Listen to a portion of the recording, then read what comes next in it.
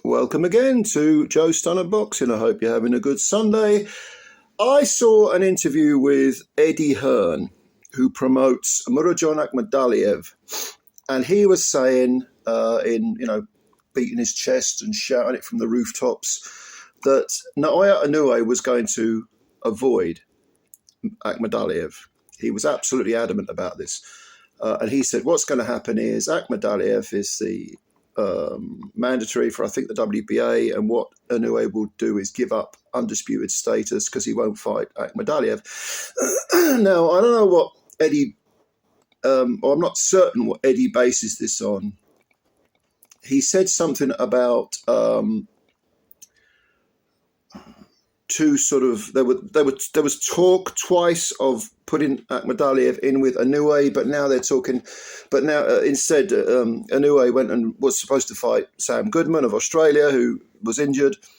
Took a late replacement. We saw what happened on Friday, and now he's talking about going and fighting someone else in America. So, in other words, Hearn was saying Akhmadaliev is being frozen out. Now, Akhmadaliev is a mandatory. And if you're undisputed, you have to fight your mandatories. You shouldn't duck them. This is why I'm very critical of Canelo at the moment. I hate the idea of belts, championships being held to ransom or kidnapped, or, I mean, we saw it with one of the Charlos, didn't we, who didn't make a mandatory for about 2 years. The middleweight Charlo. And look, I love Naoya Inoue. I love watching him. He's one of those guys, I'm glad I'm around during his era so that I can watch him. But no one's above criticism, no one. And I think Hearn has a point here. I think that Naoya Inoue, as great as he is, needs to fight Akhmadaliev. Why? Not because I think Akhmadaliev is necessarily a massive challenge for Inoue. I would pick Inoue to win. I think he'd be a hot favourite.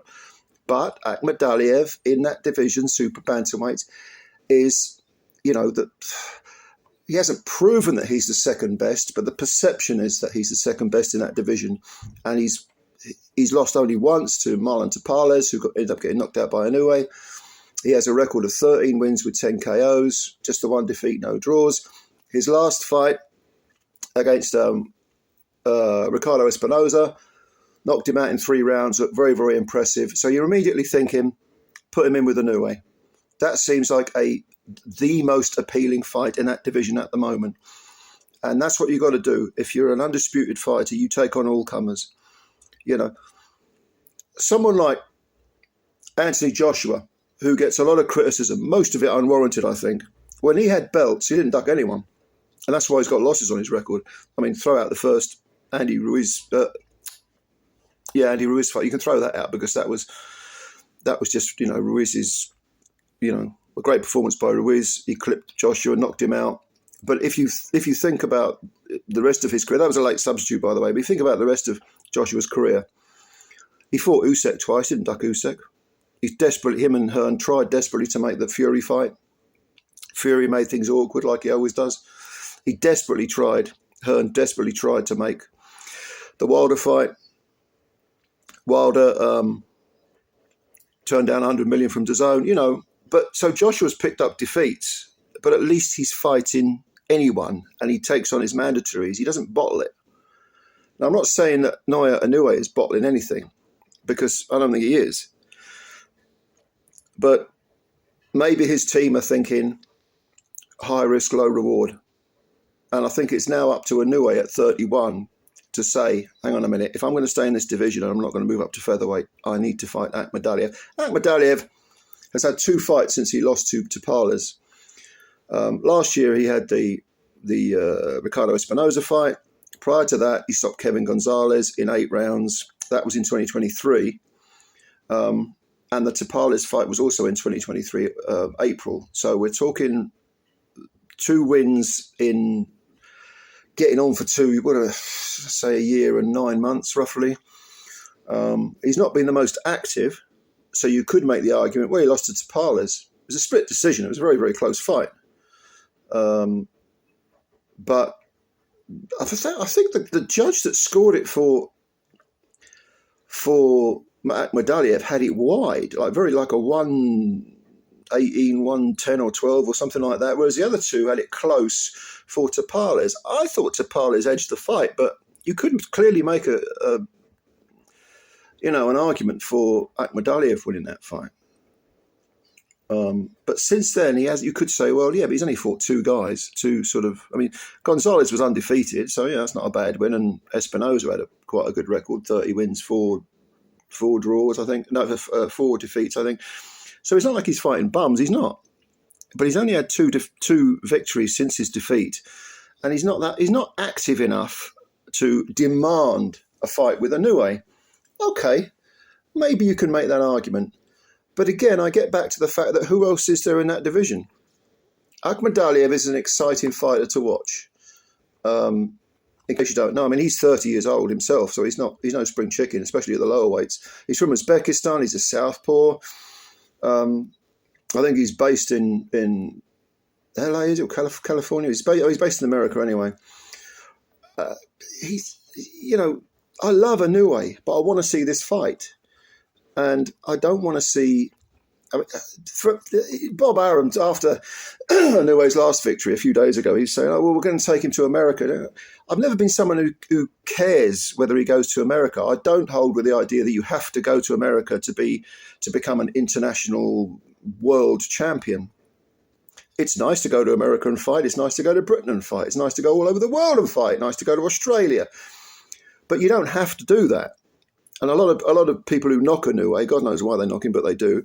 They say, "Oh no, how often has he fought in America?" In fact, he has fought in America. In fact, he's fought in Britain. He fought in Scotland years ago. So he has done a little bit of globetrotting. The reason he stays in Japan is because that's where the money is.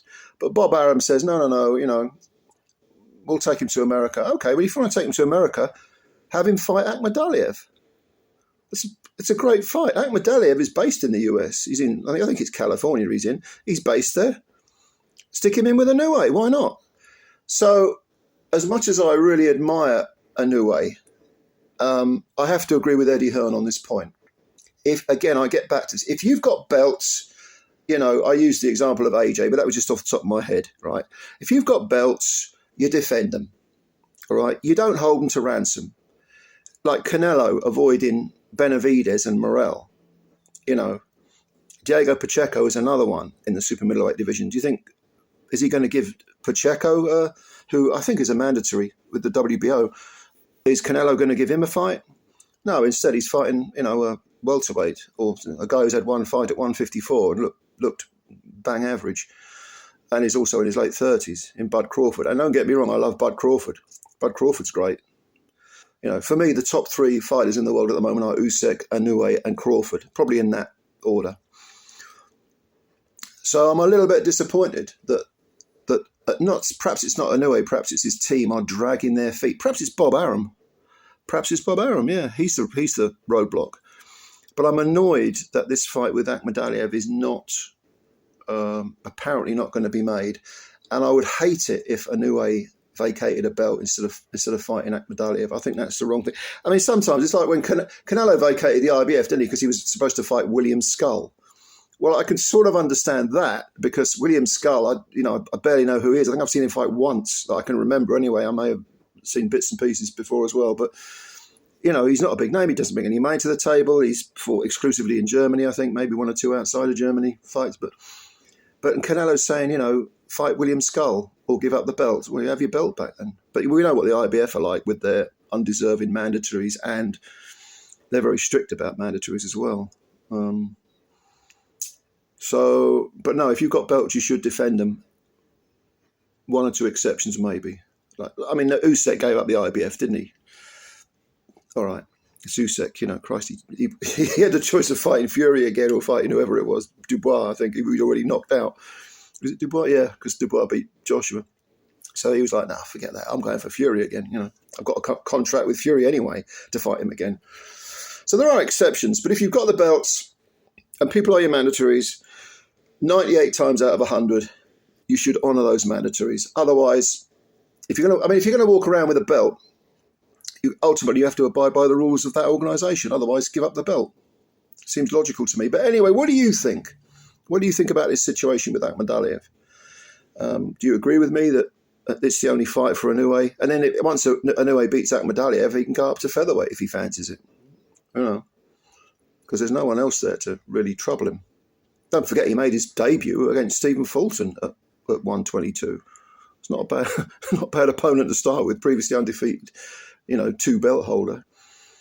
But anyway, let me know what you think. Do you agree, disagree? Comments below. Please subscribe to the channel if you're new and hit the like button because you're helping out the channel a great deal. Okay, as usual, I am looking forward to reading your comments and have a good rest of your Sunday. Bye for now.